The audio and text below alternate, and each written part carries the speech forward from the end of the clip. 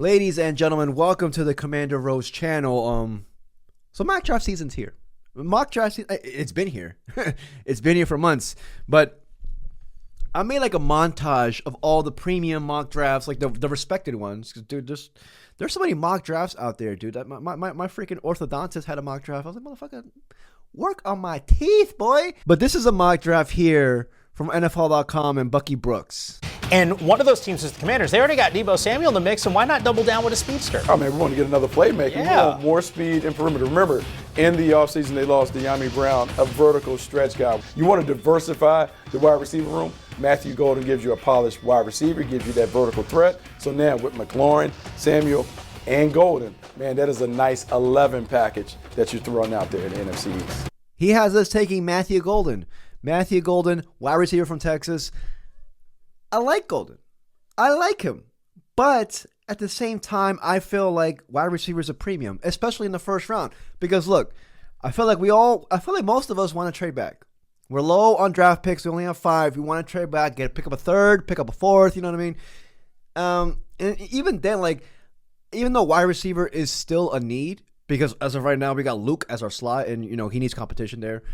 I'm not a freaking genius for saying this. Our pressing needs are, you know, edge number 1, and then it's kind of like a tie between running back and corner at number 2. You know, so that one can change based on your temperature and all that stuff. But like, to me, it's edge number 1. And if you take a wide receiver number 1, you're also defaulting from not getting yourself an asset by trading back.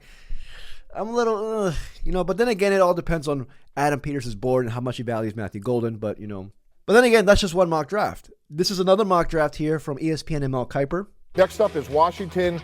Maxwell Hairston, corner from Kentucky. This is a team that traded for Marshawn Lattimore. They missed on Emmanuel Forbes with the last administration. He ran 4.28. I don't know if he always plays to that speed, but I think he's somebody that could come in and contribute right away. I feel like with Adam Peters, I think he showed us last year that he's gonna go BPA. He's gonna go BPA no matter what. Johnny Newton was BPA last year. Ben Sinnott. Ben Sinnott was, I feel like, a combo of BPA / need. I'm not mad at that. I'm not mad at it, you know, but at the same time, I kind of want an edge. I want an edge, dude. To the fuck, like these mock drafts have like engulfed me the past month or so, dude. Like I haven't changed my cat's litter box. I haven't changed it the past 3 days. I was just like, motherfucker, I gotta learn more about Quincy Riley. We've met this kid more times, like 4 times already. So, I don't know what I'm saying. But if you enjoyed this video, please like and subscribe. I truly appreciate it. All right, so those are the only 2 videos that I found on YouTube regarding like distinguishable mock drafts. I found more mock drafts. I found like 4. Dude, I was on the internet for days. I was scouring Google. You know, I think I accidentally enlisted in the Korean Army. But the first reputable mock draft that I always go to is CBS. I knew even for NBA, CBS is for some reason like they're a little bit more accurate than others, and it's CBS. But you know, CBS Sports is pretty cool. So they got us at pick 29. I mean, obviously pick 29. I'm an idiot. They got us taking Donovan Ezraku. I'm sorry, Donovan. Edge from Boston. I like it. If we stick at 29. I feel like the only reason we'll do that is if, you know, the board falls through and the BPA at our pressing need at edge is there. I feel like, you know, a guy like this could possibly be it. I mean, he's a senior, 6'3", 248 pounds from Boston College. I've seen some highlights of him. I'm not going to sit here and say I'm Todd McShay. I'm not Todd McShay. I'm freaking even Mel Kiper. But from what I've seen, I like this kid. I do. I'm going to show some highlights for you guys. I like this kid. I like where this is, again, CBS Sports. I feel like they're a little bit more accurate than others, in my opinion. He's currently ranked to go a little bit early second round, 42nd prospect overall. Like, this is one thing. I feel like most of these mock drafts, sometimes they don't really account the trade backs. You know, most of these players that they currently have as mock draft, like being mocked to, I feel like there are players that we can get in the early second round. You know, this is a guy, like, they're saying he can go around pick 42 based on his talent-wise. We can trade back and still get this kid, looks like.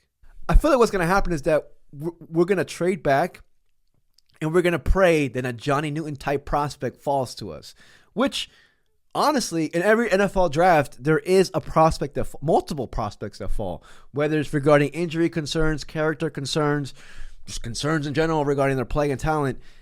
And I feel like that's what we're going to do. But anyways, that's just one. Let's just go over to another one.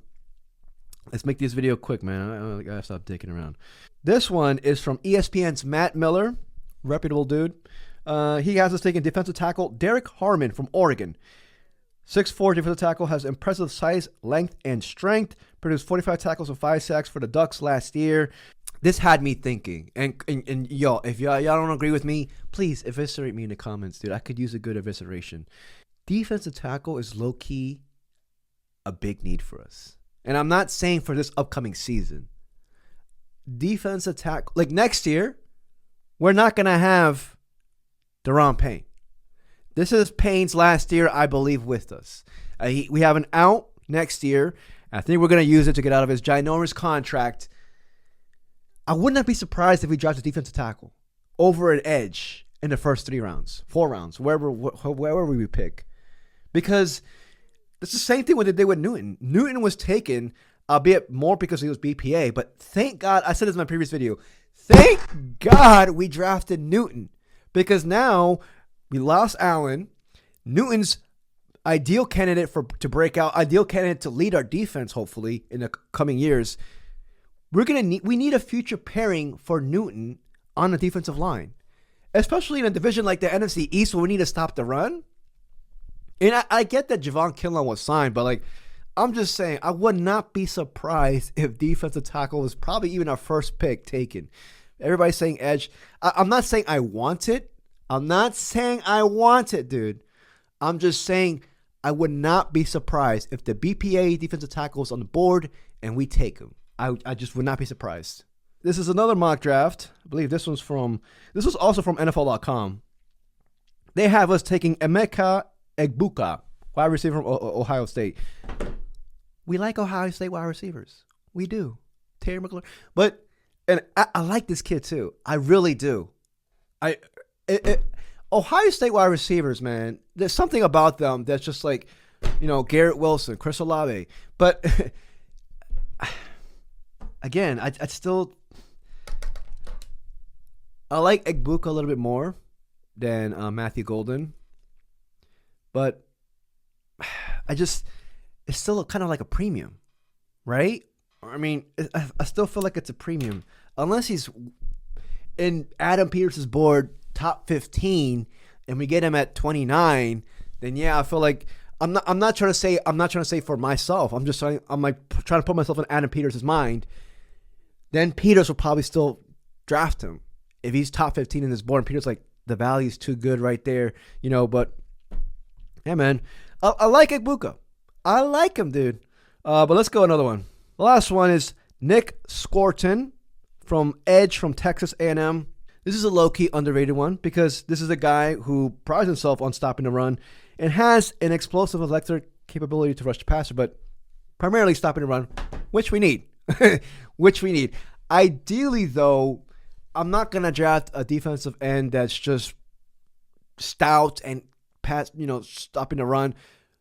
I want a combo of both. I want a guy like we need, as of right now, we don't have a third down rusher besides Dorrance Armstrong. I'm praying, I might make a video on this, Javonte Jean-Baptiste. I feel like the Commanders are high on him, or they might. I read an article saying that they are kind of high on him, which is why they probably let Dante Fowler go because they want to give more snaps to Jean-Baptiste. Which the dude, whenever he played, he was pretty good. Like he wasn't that stout against the run, but against the pass, rushing the passer, don't sleep on Baptiste, dude. Don't sleep on Baptiste. But going to this one, I mean, we have those stout guys on the edge who are going to play the first and second down. Like, I think Kinlaw is going to play a little bit on edge. Dietrich Wise, Clelin Ferrell, guys like that we signed that we're going to, they're going to play on the edge on the first and second down. But we need sorely a third down pass rusher besides Dorrance Armstrong. And could it be solved on the edge in the first round or second round? Possibly. Could also the Commanders sign a guy like Zadarius Smith who can come into play? And I think this dude's going to be signed after the NFL draft, shortly after. Yeah, maybe we do it both. Maybe we get an edge, a prospect. Usually edges are the dudes who take a little bit of years before they get to their own, before their games are up to par. But you never know. Sometimes an edge comes out and they just ball out from day one. But we can take an edge and then also take Zadarius Smith. He could learn from Zadarius Smith too. But yeah, man, those are the main mock drafts that I saw. I mean, I found so many websites. I was like, Jesus, buttcracksports.com. I'm not even joking. Buttcracksports.com. And I was just like, I ain't clicking on this website. I'm on my work laptop. I ain't know what the fuck. Hey, they're gonna be like, well, where you been on buttcracksports.com lately? I can't. No, but yeah, man. Let me know what you guys think. Those are the main reputable ones. Those are from CBS Sports, Yahoo Sports, NFL.com, ESPN.